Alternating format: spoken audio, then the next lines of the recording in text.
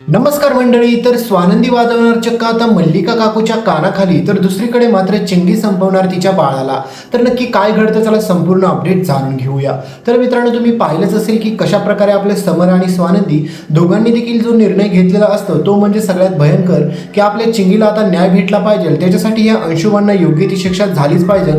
आणि समर राजवाडे म्हणतो की आता मी पुढचे 4-5 दिवस नसेल, त्याच्यामुळे स्वानंदी मॅडम प्लीज तुम्ही हे सगळं सांभाळून घ्या आणि मी आल्याच्या नंतर अंशुमान त्याचा निर्णय सांगेल आणि त्याच्यानंतर या सगळ्या गोष्टीचा आपण सोक्षमोक्ष लावूया. पण तुम्हाला माहितीच आहे की आपल्या स्वानंदीला आधीपासूनच माहीत होतं की हा अंशुमान असे काही ना काही कुठाने करेल. त्याच्यामुळे स्वानंदी म्हणते की ह्याला तर मी सोडणार नाही, कारण की ह्याला भयंकर शिक्षा होत नाही ना तोपर्यंत मी शांत बसूच शकत नाही. तर दुसरीकडे मात्र ह्या मल्लिकाच्या डोक्यामध्ये एकच प्लॅन येत असतो, तो म्हणजे स्वानंदीचा बदला घ्यायचा.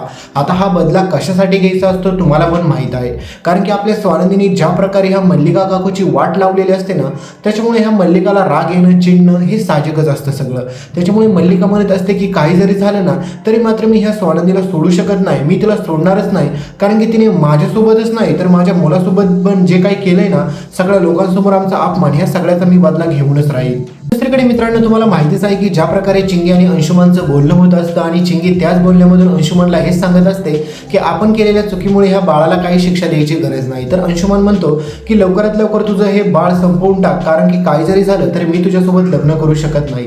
तुला पाहिजे तेवढे मी पैसे देऊ शकतो, सगळ्या काही गोष्टी करू शकतो, पण मी तुझ्यासोबत लग्न करू शकत नाही. म्हणजे त्या हरामखोर अंशुमानने ज्या प्रकारे चिंगीसोबत प्रेमाचं नाटक केलं, त्याच्यानंतर मात्र ह्या अंशुमानला योग्य ती शिक्षा व्हायला हवी होती, पण त्याला शिक्षा झाली नाही. त्याला आतापर्यंत समर राजवाडेने आणि ह्या मल्लिकाने पाठीशी घातलं, त्याच्यामुळे त्याला असं वाटत असतं की त्याचं कोणी काहीच बिघडवू शकत नाही. पण तो पूर्णपणे विसरून ही गोष्ट गेलेला असतो की काही जरी झालं तरी स्वानंदी त्याला सोडणार नाही. पण त्याच्या अगोदर मित्रांनो, आता काही जरी झालं तरी मल्लिका ठरवते की जोपर्यंत समर रिटर्न येत नाही त्याच्या अगोदर एकतर चिंगीला तरी संपूया, नाहीतर या स्वानंदीला तरी संपूया, म्हणजेच काहीच पुढे म्हणजे आपल्या रस्त्यामध्ये अडथळा येणार नाहीये. पण हे आता स्वानंदीच्या वाट्याला जायचं ठरवतात, पण आपली स्वानंदी एवढ्या सहजासहजी यांना सापडेल असं अजिबात देखील नाहीये. कारण की आपल्या स्वानंदीने जर एकदा ठरवलं ना ह्या मल्लिकाची वाट लावायची, तर स्वानंदी पाठीमागे पुढे देखील पाहणार नाहीये. पण त्याहीपेक्षा मित्रांनो भयानक गोष्ट अशी घडलेली असते, ती म्हणजे तुम्हाला माहितीच असेल की हा अंशुमान चक्क आता चिंगीला म्हणतो की तुला पाहिजे तेवढे पैसे घे आणि तू इथून तुझं तोंड काळं करून टाक. पण चिंगी म्हणत असते की मी असं करू शकत नाही. तर अंशुमान म्हणतो की त्याच्यानंतर मी तुझ्यासोबत काय करू शकतो ह्याचा तू विचार पण करू शकत नाही, आणि तुला वाटत असेल तुझी स्वानंदी वहिनी तुला वाचवेल, पण अजिबात पण असं होणार नाही. कारण की दादा आता घरी नाहीये, त्याच्यामुळे माझ्याकडेच निर्णय आहे की काय करायचं आहे आणि काय नाही. त्याच्यामुळे मी तुझ्या विरुद्ध काही कट कारस्थान रचेल आणि तुझ्या बाळाला संपवून टाकेल. त्याच्यापेक्षा तू तुझं बाळ घे आणि इथून कायमचं तोंड काळं कर. म्हणजेच या ठिकाणी अंशुमान जो ज्या प्रकारे वागला आहे, त्याची प्रकृती ज्या प्रकारे पाहायला गेलं तरी खूप चुका आहेत त्याच्या, आणि त्याला योग्य ती शिक्षा जर नाही झाली तर त्याच्यातून पूर्णपणे चुकीचा संदेश जाईल हे तुम्हाला पण चांगलंच माहीत आहे. त्याच्यामुळे त्याला शिक्षा होणं गरजेचंच असतं. तर पुढे ही मल्लिका चक्क आपल्या तुम्हाला पाहायला भेटेल की चिंगीवरती बळजबरी करत असते, तिला धमकी देत असते आणि म्हणत असते की हे पैसे घे आणि तुझं थोबाड परत इथे दाखवू नको. आणि हे सगळं झाल्याच्या नंतर मात्र आपल्या चिंगी त्यांना नकार देते आणि म्हणते की मी कुठेच जाणार नाही, कारण की ह्या बाळाचा बाप म्हणजेच अंशुमान तुमचा मुलगा आहे, त्याच्यामुळे मला न्याय भेटला पाहिजे आणि ह्या बाळाला देखील न्याय भेटलाच पाहिजे. तर आता ही मल्लिका म्हणते की ही चिंगीची जीभ लई चालते, त्याच्यामुळे हिचाच काटा पहिला काढूया, म्हणजे सगळा प्रश्नच मिटेल आणि सांगूया की त्यांनी सुसाईड केलं. तर आता हे सगळं प्रकार मात्र आता मल्लिकाच्या डोक्यामध्ये शिजत असतो. दुसरीकडे स्वानंदी म्हणत असते की काही जरी झालं तरी चिंगीला न्याय भेटला पाहिजे आणि त्याच्यासाठी मी लढणार म्हणजे लढेलच. पण आता मित्रांनो, सगळ्यात भयंकर ट्विस्ट तर तेव्हाच येतो, कारण की तुम्ही पाहिलंच असेल की अधिरा, रोहन आणि मंदाकिनी आता ह्या तिघांमध्ये जोरदार भांडण होतं. कारण की अधिराची प्रकृती पाहताच मात्र ज्या प्रकारे मंदाकिनी म्हणत असते की अधिरा प्रेग्नेंट वगैरे आहे का काय, पण त्यावेळेस मात्र मंदाकिनी आणि अधिरामध्ये जे भांडण झालेलं असतं हे तुम्ही पाहिलंच असेल. पण आता एवढ्या सगळ्या गोष्टी घडल्या तरी देखील त्याच्यानंतर सगळ्यात भयंकर गोष्ट अशी घडते की पुढे तुम्हाला पाहायला भेटेल की अधिरा खरंच प्रेग्नेंट असते. म्हणजेच आता अधिरा त्या बाळाचा स्वीकार करेल का नाही हे पण जरा थोडंसं पुढे तुम्हाला पाहायला भेटेल, कारण की त्यांना वाटत असते की आधी करिअर घडूया आणि नंतर बाळाचा विचार करूया. पण आता पुढे जे काही घडतं हे पाहिल्याच्या नंतर तुम्हाला पण समजेल की अधिरा काही ठिकाणी चुकते की बरोबर आहे. तर आता मंदाकिनी ज्या प्रकारे अधिराला बोलत असते, तिला समजावून सांगत असते, आणि काही ठिकाणी मंदाकिनीच्या चुका पण आहेत, पण काही ठिकाणी ती अगदी बरोबर पण बोलत असते, आणि ह्या गोष्टीकडे पण दुर्लक्ष करून चालणार नाहीये. पण मित्रांनो, आता सगळ्यात भयंकर आणि सगळ्यात इंटरेस्टिंग ट्विस्ट तर तेव्हाच येतो, कारण की समर राजवाडे यायच्या अगोदरच ही मल्लिका आपल्या चिंगीला गायब करायचं ठरवते. म्हणजेच तिला घरातून गायब करून टाकूया म्हणजेच आपल्यावरती काहीच येणार नाही, आपल्यावरती कोणी संशयच घेणार नाही आणि त्या स्वानंदीच्या डोळ्या घालून हे सगळं करूया. आणि आता अंशुमान म्हणतो जर ती वहिनी माझ्या मध्ये जर आली ना तर आई मी तिला संपवल्याशिवाय शांत बसणार नाहीये, कारण की तिच्यामुळे सगळ्यांसमोर माझा अपमान झालाय, सगळ्यांसमोर दादाने मला मारलंय पण, त्याच्यामुळे मी या सगळ्या गोष्टीचा बदला घेणार आणि तिचं जे हसते ना ती, तर या सगळ्या गोष्टीचा मी बदला घेतल्याशिवाय आणि पर्दाफाश केल्याशिवाय मी शांत बसणार नाही.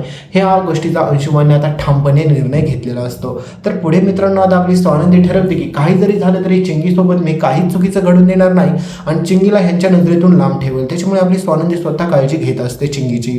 तर आता समर राजवाडे अजून रिटर्न आलेले नसतात, त्याच्यामुळे स्वानंदी ठरवते की हे अंशुमान मल्लिका ह्या दोघी जण मिळून देखील आपल्या चिंगीसोबत काही करू शकतात, त्याच्यामुळे तिच्यावरती नजर ठेवण्याची जबाबदारी माझीच आहे. पण आता तुम्हाला माहितीच आहे की स्वानंदीला ऑफिसला देखील जायचं असतं आणि त्याच मधल्या वेळेमध्ये मात्र आता मंदाकिनी आपल्या चिंगीला त्या घराच्या बाहेर धक्के मारून काढायचं ठरवते आणि हा सगळा प्रकार स्वानंदी समोर पुढे येताना तुम्हाला पाहायला भेटेल. आणि त्याच्यानंतर काय, आपली स्वानंदी सर्वांसमोर ह्या मल्लिकाच्या कानाखाली मारते मित्रांनो. आणि ज्या प्रकारे ती ह्या सगळ्या गोष्टी करते त्यावेळेस मात्र सगळ्यांच्या पायाखालची जमीन सरकेल आणि सगळ्यांना एवढा भयंकर धक्का बसेल की सांगायलाच नको. कारण तुम्हाला एकच माहिती आहे मित्रांनो, कारण की आतापर्यंत ह्या मल्लिकाने खूप चुका केल्या, खूप म्हणजे प्रमाणाच्या बाहेर प्रचंड चुका केल्या, पण तिला आजपर्यंत एकही शिक्षा भेटलेली नाहीये किंवा तिने काय केले असं ती कुठे दाखवत पण नाही. त्याच्यामुळे काही जरी झालं तरी तिला योग्य ती शिक्षा दिलीच पाहिजे आणि ह्या मालिकेला एक चांगलं वळण झालेलं पण पाहिजे. आणि ह्या अंशुमानचा प्रश्न राहिला, कारण की त्याने आता जो काही कुटाणा केलाय त्याच्यामुळे त्या बाळाची सर्वस्व जबाबदारी जर पाहायला गेलं तर ती आता अंशुमानचीच आहे आणि त्याने त्या जबाबदारीचा स्वीकार पण केला पाहिजे. आणि जर अंशुमानने असं नाही केलं तर मात्र अंशुमानना एवढी भयंकर आणि कडक शिक्षा झाली पाहिजे ना की काय सांगायलाच नको. कारण की त्याने ज्या प्रकारे चिंगीला प्रेमाच्या जाळ्यामध्ये ओढलं, तिच्यासोबत जो काही टाइमपास केला, ह्या सगळ्या गोष्टीकडे जर पाहायला गेलं तर ह्या अंशुमानला एवढी भयंकर शिक्षा झाली पाहिजे की याच्यातून काहीतरी योग्य तो संदेश गेला पाहिजे. नाहीतर मित्रांनो तुम्हाला पाहायला गेलं जर अंशुमानला काही शिक्षा नाही झाली तर याच्यातून पूर्णपणे चुकीचा इम्पॅक्ट जातोय आणि पूर्णपणे चुकीचं घडेल असं तुम्हाला वाटतंय ना. दुसरीकडे मित्रांनो आता तुम्हाला सगळ्यात इंटरेस्टिंग गोष्ट अशी पाहायला भेटेल ती म्हणजे आपला समर राजवाडे आता रिटर्न ज्या वेळेस येईल त्यावेळेस मात्र त्याच्या अगोदरच स्वानंदी हा सगळा निर्णय घेते. आणि तुम्हाला माहितीच आहे की ज्या प्रकारे स्वानंदीने आता मल्लिकावरती हात उचललेला असतो त्याच्यामुळे मात्र घरामध्ये परत वातावरण खूप तणावाचं बनतं.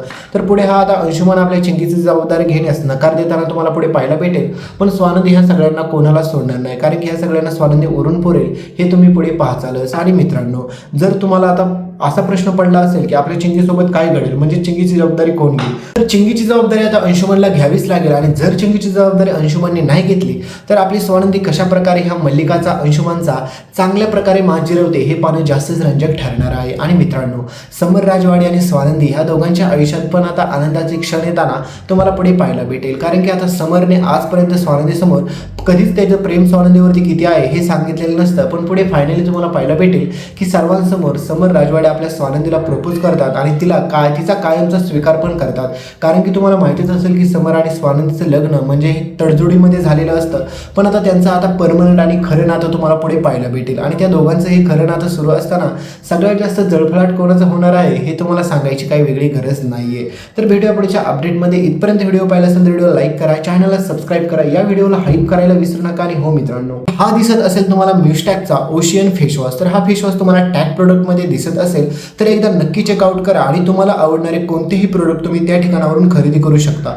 तर एकदा नक्की चेक करा. धन्यवाद.